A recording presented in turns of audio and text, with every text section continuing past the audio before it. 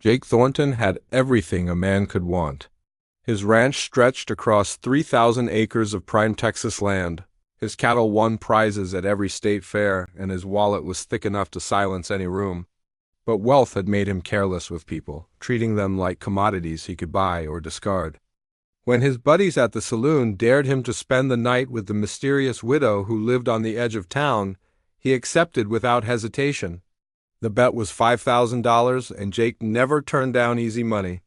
The widow's name was Sarah Mitchell, and she lived in a small cottage that seemed to lean against the wind. Everyone in town knew her story or thought they did. She'd moved there 3 years ago, always wore long sleeves despite the Texas heat, and never removed the elegant wig that framed her pale face. Some said she was hiding from a violent past. Others whispered she was sick. Jake didn't care about the rumors. He saw the bet as another conquest, another story to tell over whiskey and cards. He knocked on her door that evening with his trademark swagger, expecting an easy victory. When Sarah opened the door, her eyes held something he didn't expect, recognition of exactly what he was. She didn't smile or blush or play coy. She simply stepped aside and let him in. The cottage was modest but immaculate, filled with books and the scent of chamomile tea.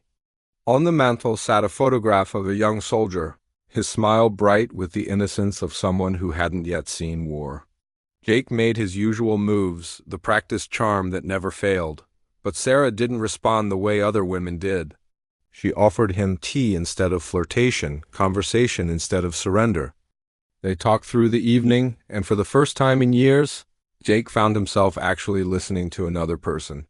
Sarah spoke about her late husband, a Marine who died saving his unit in Afghanistan. She spoke about the chemotherapy that had taken her hair, the cancer that had taken 2 years of her life, and the loneliness that had taken everything else. As midnight approached, Jake felt something unfamiliar gnawing at his chest. Shame. This wasn't a game. This was a woman who'd faced down death itself, who'd lost the love of her life, and he'd walked into her home treating her dignity like a poker chip. When she stood to make more tea, Jake stopped her. His voice, usually so confident, cracked as he spoke. He told her about the bet. He told her everything. Sarah's hand moved to her wig, and Jake felt his heart stop.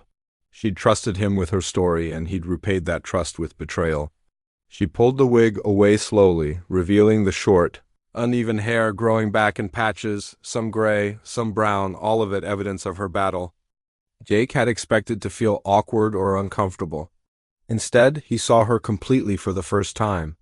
Without the wig, without any armor at all, she was the most beautiful person he'd ever encountered. Tears he didn't know he could still produce burned in his eyes. He dropped to his knees in front of her, this powerful rancher who'd never bowed to anyone, and he wept. He wept for the cruelty of his bet, for the years he'd spent using his wealth as a weapon, for every person he'd treated as less than human. Sarah placed her hand on his head, a gesture of forgiveness he didn't deserve, and that broke him completely. Jake left that night not as the winner of a bet, but as a man who'd been given an unexpected gift, the chance to see himself clearly. He returned to the saloon the next day and told his buddies the bet was off. When they laughed and called him soft, he didn't argue. He simply walked away from that life, from those people, from the version of himself he could no longer stomach. In the weeks that followed, Jake found himself returning to Sarah's cottage. Not out of obligation or pride, but because she'd shown him what real strength looked like. They became friends, then something deeper. He helped repair her fence, she helped repair his soul. He taught her to ride horses again, she taught him to read poetry. She introduced him to a world where value was unmeasured in acres or dollars, but in moments of genuine connection. When Sarah's cancer returned a year later, Jake was there. He held her hand through treatments, drove her to appointments, and sat with her in the quiet hours when fear felt overwhelming. This time, though, she wasn't alone. This time, she had someone who understood that love wasn't about grand gestures or perfect moments, but about choosing to stay when staying was hard. Sarah survived. The doctors called it a miracle, but Jake knew better. She'd always been a survivor. She just hadn't had anyone to survive for in a long time. On their wedding day 2 years later, Sarah wore a beautiful dress and her natural hair, grown back full and strong. Jake wore a simple suit and a humility that had taken him 40 years to find.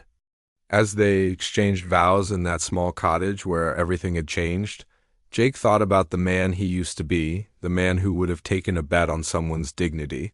He thought about fate, about how the worst thing he'd ever done had led him to the best thing in his life.